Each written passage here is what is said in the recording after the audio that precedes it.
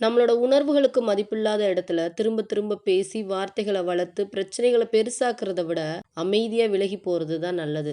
புரிதல் இல்லாத இடத்துல நம்ம கொடுக்கக்கூடிய அந்த மௌனம் அப்படின்றது 1000 வார்த்தைகளுக்கு சமம். எல்லா பாவங்களுக்கும் இந்த உலகத்துல மன்னிப்பு உண்டு.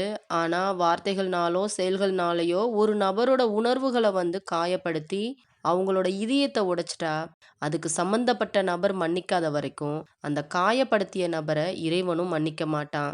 இது ஒரு கஷ்டமான உண்மையா இருந்தாலும் நம்ம எல்லாருமே ஏத்துக்க வேண்டிய ஒரு உண்மைதான். காலத்தோட கட்டாயத்தினால நம்மளோட வாழ்க்கையில பல மாற்றங்கள் வரும். அதுல சில விஷயங்களை நம்ம ஏத்துக்கிற மாதிரியான ஒரு சூழல் வரும். பல விஷயங்களை நம்ம இழக்க வேண்டிய ஒரு சூழலும் வரும். இதுல எதையுமே நம்ம நினைச்ச மாதிரி மாத்தி அமைக்க முடியாது. என்னதான் திட்டம் போட்டு நம்மளோட வாழ்க்கையை கணக்கச்சிதமா வாழ்ந்தாலுமே கூட ஒரு சில விஷயங்கள் நம்மளோட கற்பனைக்கு எட்டாதது தான். ஏன்னா நம்ம ஒரு கணக்கு வச்சிருப்போம். ஆனா நமக்கான கணக்கு அப்படின்றது நம்மளை படைச்ச இறைவன் கிட்ட ரொம்ப தெளிவா இருக்கும். அதன்படி தான் நமக்கு எல்லாமே நடக்கவும் செய்யும்.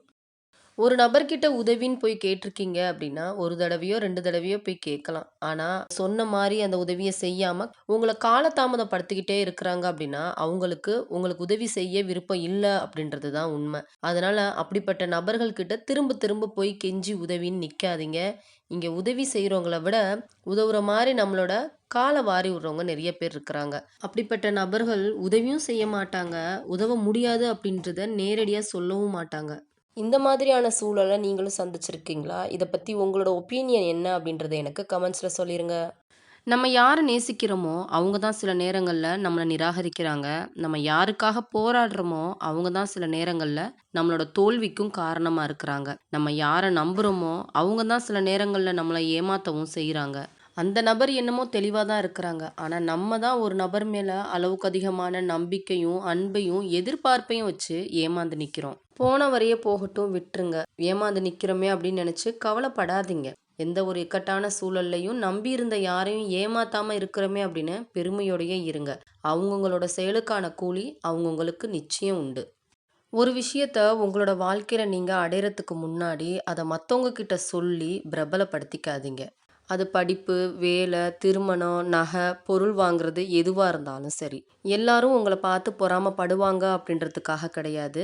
இருந்தாலும் சில பேர் பொறாமப்படுறதுக்கு வாய்ப்பு இருக்குது. அதனால எப்பயுமே உங்களோட வார்த்தைகள விட செயல்கள்ல வலிமையானவராவே இருங்க.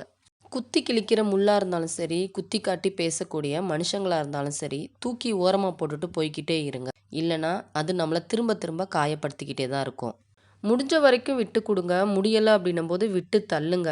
இழுத்து புடிச்சீங்க அப்படின்னா, அது உங்கள வேதனைப்படுத்தி தான் வேடிக்கை பார்க்கும். நம்மள சுத்தி இருக்கிற எல்லாத்துக்கிட்டயும், எல்லா சூழல்கள்லயும் நம்ம நல்லவங்க அப்படின்ற பேர் வாங்க முடியாது. அதனால யாரையும் திருப்திப்படுத்தணும் அப்படின்னு நினைக்காதீங்க. உங்களோட வாழ்க்கைய உங்களோட மனசுக்கு நிறைவா வாழுங்க. அதுவே இங்க போதுமானது. எந்த ஒரு நபரும் இன்னொரு நபருக்கு செய்யக்கூடாத முக்கியமான 3 விஷயங்கள். பணத்த வச்சோ, பொருள வச்சோ, இல்ல அந்த நபருடைய பேர வச்சோ ஏமாத்துறது செய்யக்கூடாது. ஏதாவது ஒரு விஷயத்துக்கு உதவி செய்றேன், தரேன் அப்படின்னு வாக்குறுதி குடுத்துட்டு, அத நிறைவேத்தாம இருக்கக்கூடாது. அந்த நபர் கூடயே பேசி பழகிட்டு, அவங்களுக்கு குழி பறிக்கிற மாரியான சில விஷயங்கள்ல ஈடுபடுறதோ, இல்ல அந்த நபர் இல்லாதப்ப அவங்கள பத்தி தப்பா பேசுறதோ செய்யக்கூடாது. நம்ம யாரையுமே எப்பயுமே அவதூறான வார்த்தைகளை பயன்படுத்தி திட்டுறதோ இல்லை சபிக்கிறதோ செய்யக்கூடாது. ஏன்னா எதிரில் இருக்கக்கூடிய பாதிக்கப்பட்ட நபர்கள் அவங்களோட கோபத்தை வெளிப்படுத்துறதுக்கு வேற வழி இல்லாம பதிலுக்கு அவங்களும் சபிச்சு தன்னோட கோபத்தை தீர்த்துக்குவாங்க. ஆனா பக்குவப்பட்ட நபர்கள் என்ன செய்வாங்க தெரியுமா? அவங்க தான் நம்மளை சபிச்சிட்டாங்க, பதிலுக்கு நம்மளும் அவங்கள சபிக்க கூடாது அப்படின்ற காரணத்துக்காகவே பேசாம அமைதியா அந்த இடத்த விட்டு விலகி போயிடுவாங்க. எந்த ஒரு விஷயத்துலையும் யாரையும் எப்பவும் நம்பி காத்துட்டு இருக்காதீங்க. அந்த நபர் இருந்தால் தான் உங்களால் அந்த விஷயத்த செய்ய முடியும் அப்படின்ற நிலைமைக்கு உங்களை நீங்களே தள்ளிடாதீங்க.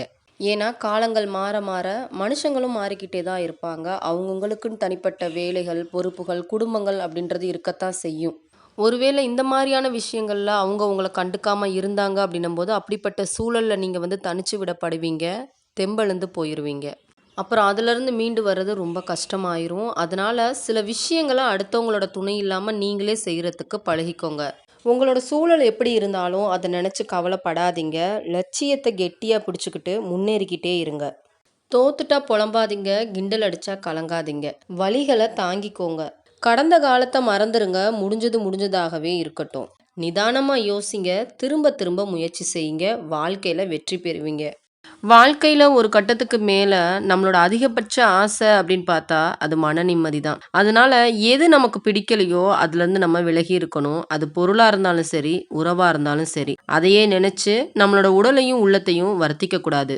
தெளிவான மனசு தேவையானத மட்டும் எடுத்துக்கிட்டு வாழ்க்கைய ரசிக்கும். தெளிவில்லாத மனசு தான் எல்லாத்தையுமே போட்டு குழப்பிக்கிட்டு நிம்மதிய இழக்கும். அதனால உங்களுக்கு தேவையானதுல மட்டும் கவனத்த செலுத்துங்க. தேவையில்லாதது உங்கள விட்டு தானாவே விலகி போயிரும்.